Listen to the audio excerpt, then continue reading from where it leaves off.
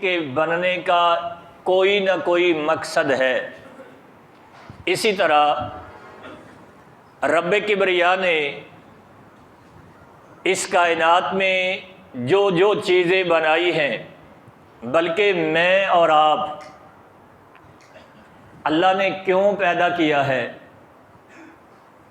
اللہ خود ہی فرما رہے ہیں وَمَا خَلَقْتُ الْجِنَّ وَالْإِنسَ إِلَّا لِيَعْبُدُونِ، عبادت کے لیے۔ اور لفظ عبادت کا قرآن پاک میں متعدد معنوں میں استعمال ہوا ہے، ان میں ایک پرستش ہے، ایک پوجا ہے، اور ایک بمانہ غلامی۔ مجھے اور آپ کو رب کبریا نے اس دنیا میں غلام بن کر زندگی گزارنے کے لیے بھیجا ہے۔ غلامی کا اظہار دو طریقوں سے ہوا کرتا ہے، ایک ہے اطاعت اور دوسری ہے اتباع۔ اس غلامی کے اظہار کے لیے اللہ کی اطاعت یہ تو آسان کام ہے، اللہ نے جتنے حکم نازل کیے ہم مانتے چلے جائیں، اطاعت ہو گئی۔ لیکن اللہ کی اتباع کیسے کریں گے؟ اتباع کا معنی ہے جس طرح آقا و مالک چلتا جائے، اسے دیکھ کر اس کے نقش قدم پہ اسی طرح چلنے کا نام اتباع ہے۔ تو کیا یہ اتباع اللہ کی غلامی کے اظہار کے لیے ممکن تھی یا ہے؟ اللہ نے ہم پہ یہ احسان کیا۔ ہمارا آج کا ٹاپک ہے قرآن اور سنت کا باہمی تعلق کیا ہے۔ اللہ نے یہ احسان کیا، لقد من اللہ علی المؤمنین، اللہ کے نبی کو مبعوث فرما کر یہ احسان فرمایا۔ علامہ ناصر الدین البانی رحمہ اللہ نے لکھا ہے کہ یہ احسان دو طرح سے ہے، ایک ہے استفادہ کے اعتبار سے، وہ اللہ نے اطاعت اور اتباع کی اتھارٹی ہمارے نبی کو عطا کر دی ہے کہ جو بھی بندہ یہ قرآن جو نازل ہوا ہے، میرے نبی اس کی جس طرح تفسیر بیان کریں گے، جس طرح اس کے معانی بتلائیں گے، اس کے بارے میں جس طرح بھی آپ کے سامنے پیش کریں گے، اگر آپ اس کو مان لیں گے تو ایسے ہی ہے جیسے آسمان والے رب کی آپ اطاعت کر رہے ہیں۔ اور دوسرا اتباع ہے، جس طرح اللہ کے نبی عملاً کر کے دکھلائیں گے، آپ اسی طرح کرتے چلے جائیں، ایسے ہی ہے جیسے آپ اللہ کی اتباع کر رہے ہیں۔ یہ اللہ نے احسان کیا۔ ایک تو ہے استفادہ کے اعتبار سے، اور دوسرا یہ ہے اللہ نے قرآن کے ساتھ حکمہ، جمہور علماء اس کا معنی حدیث کرتے ہیں، اللہ نے قرآن کے ساتھ حدیث، اور ایسی حدیث جس میں دین کے تمام رموز اور تمام قواعد اللہ نے سمیٹ دیے ہیں، ایک اس اعتبار سے انعام ہے۔ یہ اللہ کا ہم پہ فضل اور کرم ہے۔ اللہ کے نبی صلی اللہ علیہ وآلہ وسلم کو اللہ نے اتھارٹی دے دی ہے اطاعت کی بھی، اتباع کی بھی۔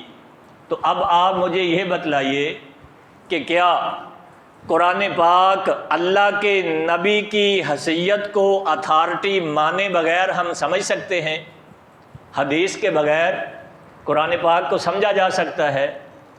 کوئی بھی بندہ اپنی عقل سے، اپنی دانائی سے، اپنی دور اندیشی سے، اپنی عربی لغت پہ مہارت کی وجہ سے یہ کہے حدیث کی ضرورت نہیں، بس قرآن ہی کافی ہے، تو کیا یہ بات مانی جا سکتی ہے؟ اللہ کے نبی کے رفقا صحابہ سے بڑھ کر کون تھا عربی کو زیادہ جاننے والا؟ اللہ رب العزت نے قرآن پاک میں الذین آمنوا ولم یلبسوا ایمانہم بظلم، ایسے لوگ جنہوں نے عقیدہ توحید کو اپنا لیا، اور عقیدہ توحید کو اپنانے کے بعد ظلم کی آمیزش نہیں ہونے دی۔ اب صحابہ نے عام ظلم کا معنی سمجھا، ایک دوسرے سے باتیں کرتے رہے، بالآخر اللہ کے نبی صلی اللہ علیہ وآلہ وسلم سے پوچھا، اللہ کے نبی یہ ظلم سے کیا مراد ہے؟ تو اللہ کے نبی صلی اللہ علیہ وسلم نے فرمایا یہاں ظلم سے مراد ہے شرک، جیسے سورہ لقمان میں ہے ان الشرک لظلم عظیم، یہاں ظلم سے مراد شرک ہے۔ اور اگر کوئی بندہ کہے کہ عربی زبان میں مہارت رکھ کے وہ یہ کہ حدیث کی ضرورت نہیں، اب قرآن ہی کافی ہے، یہ ممکن نہیں۔ وہی بات اتھینٹک ہوگی جس کی تفسیر، قرآن کے جس لفظ کی تفسیر اللہ کے نبی کے فرامین کے مطابق اور حدیث کے مطابق ہوگی۔ جیسے قرآن وحی ہے، اسی طرح حدیث بھی وحی ہے۔ جس طرح قرآن کی حفاظت کا ذمہ اللہ نے لیا ہے، اسی طرح حدیث کی حفاظت کا ذمہ بھی اللہ نے لیا ہے۔ حدیث اور قرآن کو الگ کیا جا سکتا نہیں، کیا جا سکتا۔ بے شمار مثالیں ہیں، میں دو چار وقت کی، مجھے آپ کے وقت کا بڑا احساس اور خیال، انشاءاللہ دو چار مثالیں دے کر اپنی بات کو ختم کروں گا۔ قرآن پاک میں سورہ مائدہ اللہ رب العزت کہہ رہے ہیں وَالسَّارِقُ وَالسَّارِقَةُ فَاقْطَعُوا أَيْدِيَهُمَا، چور اور یدن، ہاتھ، یہ دونوں مطلق ہیں۔ چور، اب ہاتھ کس چور کو چور کہیں گے؟ وہ کتنی چوری کرے گا تو چور ٹھہرایا جائے گا کہ یہ بندہ چور ہے۔ یہ حدیث پاک ہمیں بتلاتی ہے کہ اگر وہ ربع دینار، چوتھا حصہ دینار کا چوری کرتا ہے تو وہ چور ہے۔ ہر بندے کو اگر چھوٹی معمولی چیز اٹھا لیتا ہے کوئی تو وہ اس چوری کے زمرے میں نہیں آئے گا۔ اور اس کا ہاتھ کاٹنا ہے، مرد ہو یا عورت ہو۔ اب ہاتھ کہاں تک کاٹا جائے؟ یہ اللہ کے نبی نے کر کے دکھلایا ہے، یہ اللہ کے نبی نے بتلایا ہے کہ کلائی تک ہاتھ کاٹا جائے گا۔ اگر حدیث کو نہ سمجھا جائے تو کیا اس بات کو سمجھا جا سکتا تھا؟ اب تیمم والی آیت میں بھی لفظ استعمال ہوا ہے یدن، ہاتھ۔ اب وہ ہاتھ کیا ہے؟ التیمم ضربۃ للوجہ والکفین، یہ ہتھیلی کو، حدیث پاک میں مسلم میں ہے، بخاری میں ہے، مسند احمد میں ہے کہ یہ جو الفاظ ہیں ہاتھ والے، ہتھیلی کی ضرب کو کہتے ہیں، چہرے پہ ہاتھ وہ ضرب کو کہتے ہیں۔ یہ کہاں سے ہمیں پتہ چلا؟ قرآن کی اس آیت کو ہم نے کیسے سمجھا ہے؟ جب تک اللہ کے نبی کی حدیث کو نہیں سمجھیں گے تب تک قرآن کو سمجھ سکتے۔ اس طرح یہ نماز ہے، آپ یہی لے لیں، نماز قرآن پاک میں تو یہ حکم ہے نماز قائم کریں، نماز کو نہ چھوڑیں، ایک مرتبہ نہیں بے شمار مرتبہ۔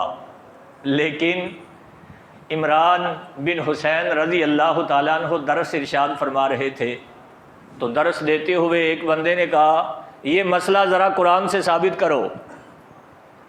تو سیدنا عمران غصے میں آ گئے اور کہنے لگے قرآن کی تفسیر اللہ کے نبی کا فرمان ہے، حدیث کے بغیر قرآن کو سمجھا ہی نہیں جا سکتا۔ مجھے یہ بتلائیے تمہیں حدیث کی اہمیت کا پتہ ہی نہیں؟ یہ جو ظہر کی نماز ہے یہ 4 رکعتوں کا پتہ تمہیں کس طرح چلا ہے؟ مغرب کی نماز 3 رکعتوں کا علم تمہیں کس طرح ہوا؟ صبح کی 2 رکعتوں کا علم تمہیں کس طرح ہوا؟ اگر حدیث کو نہیں سمجھو گے، یہ زکوٰۃ کا جو سارا سلسلہ ہے بھائیو، یہ کیسے سمجھا ہے ہم نے؟ اللہ کے نبی کے فرامین سے سمجھا ہے نا۔ نکاح کے مسائل ہیں، دیگر اس طرح کے بے شمار مسائل، جب تک اللہ کے نبی کے فرامین کو سمجھیں گے نہیں قرآن پاک کو سمجھ سکتے۔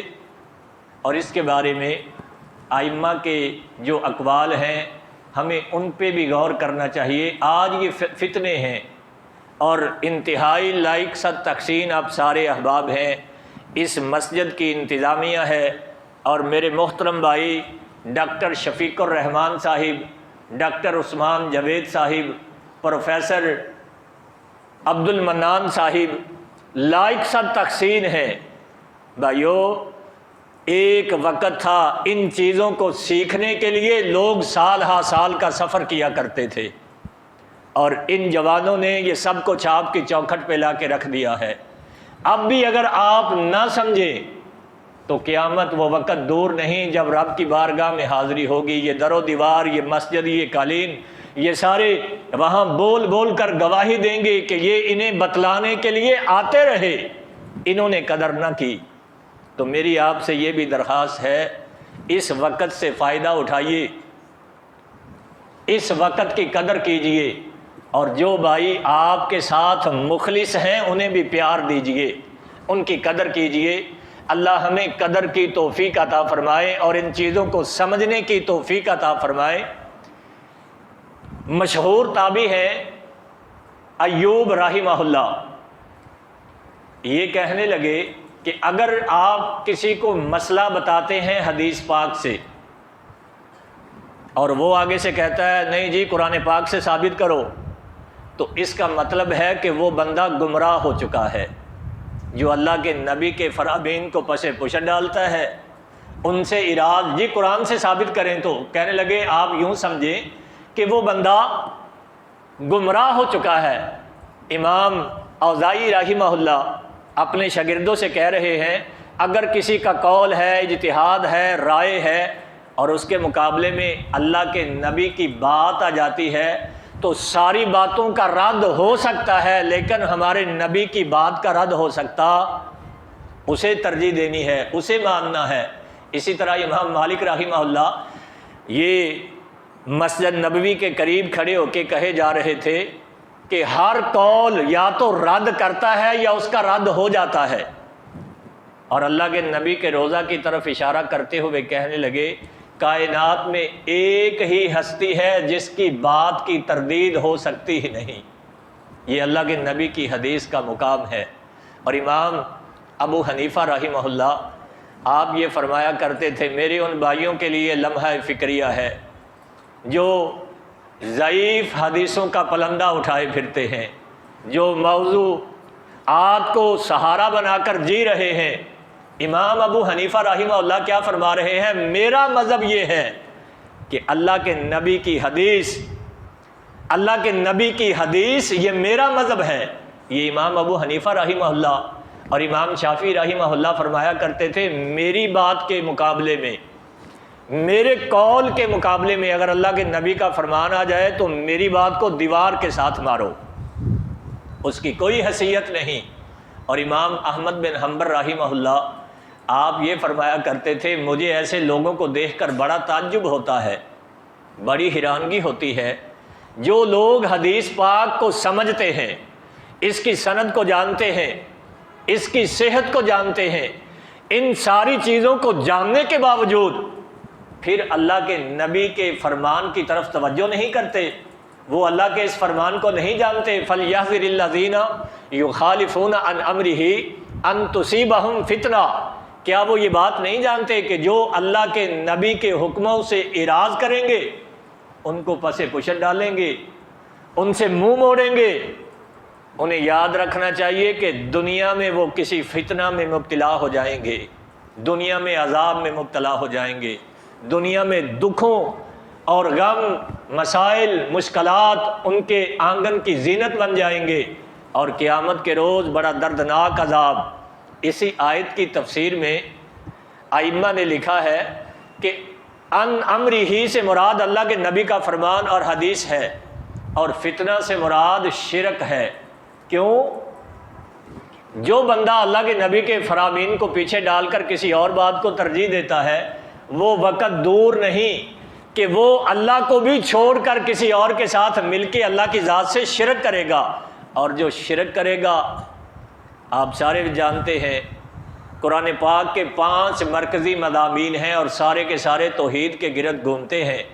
مشرک کی کوئی بھی نیکی اللہ قبول کرتے جو اللہ کے نبی کے فرامین کو پس پشت ڈالے گا، ایک وقت آئے گا کہ وہ شرک کا ارتکاب بھی کر بیٹھے گا۔ بلکہ علامہ سیوطی رحمہ اللہ نے لکھا ہے کہ جو بندہ اللہ کے نبی کی حدیث کو جو معروف قواعد پہ پوری اترتی ہو پھر اس کو حجت نہیں مانتا، اسے وہ مقام نہیں دیتا جو اسے مقام دینا چاہیے، تو یاد رکھ لیں جب قیامت کے دن رب کی بارگاہ میں پہنچے گا، اللہ کے حضور جب پیش کیا جائے گا، تو اس کا شمار، اس کی صف، اس کا گروہ، اس کا جتھا یا تو یہ عیسائیوں میں کھڑا کیا جائے گا یا یہودیوں میں کھڑا کیا جائے گا، یا پھر تیسرا کفار کی صفوں میں کھڑا ہوگا جو اللہ کے نبی کی حدیث کو حجت نہیں مانتا،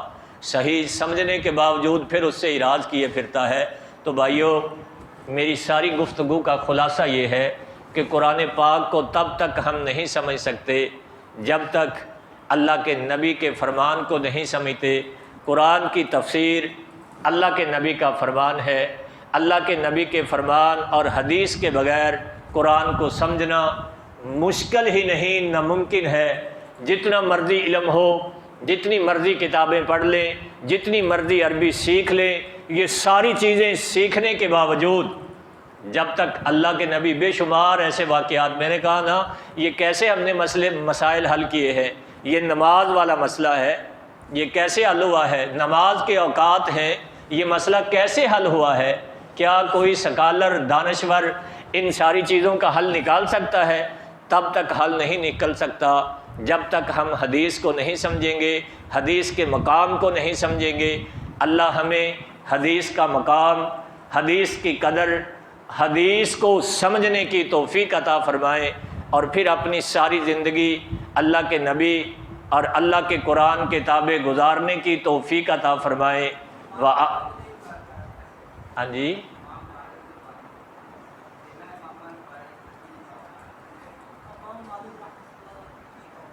ہے کہ ہر قول یا تو رد کرتا ہے یا اس کا رد ہو جاتا ہے۔ یہ صرف صاحب روزہ ہیں، اللہ کے نبی کے روزہ کی طرف اشارہ کر کے کہنے لگے کہ جن کی بات کا، جن کی حدیث کا رد ہو ہی نہیں سکتا، جو آپ نے فرما دیا ہے وہ من و ان ہے، اس میں ذرہ برابر بھی کمی بیشی نہیں ہو سکتی۔ اللہ ہمیں یہ ایمان اور عقیدہ عطا فرما دے۔ پھر میں آپ سب بھائیوں سے درخواست کروں گا، ضرور ٹائم نکالا کریں۔ یہ ہمارے پروفیسرز بھائی جو آپ کے لیے محنت کر رہے ہیں، کوشش کر رہے ہیں، آپ کے دروازے پہ آ کے آپ کی کنڈیاں کھٹکا رہے ہیں، بلکہ کاپی لے کے آیا کرو ساتھ۔ میرے طالب علم بھائی، میرے پڑھے لکھے بھائی، کاپیاں لے کر آیا کریں۔ کل انشاءاللہ لیکچر میرے فاضل بھائی ڈاکٹر عثمان جاوید صاحب کا ہوگا کہ اللہ کے نبی کے عہد میں حدیث کو اکٹھا کیسے کیا گیا، اس ٹاپک پہ ان کا لیکچر ہوگا۔ ضرور وقت نکالیے، اور یہ 8-10 دن یا 12 دن کا پروگرام ہے۔ اللہ مجھے اور آپ کو اخلاص کے ساتھ سمجھنے کی توفیق عطا فرمائے اور پھر عمل کی توفیق عطا فرما دے۔ وآخر الدعوانا ان الحمد للہ رب العالمین۔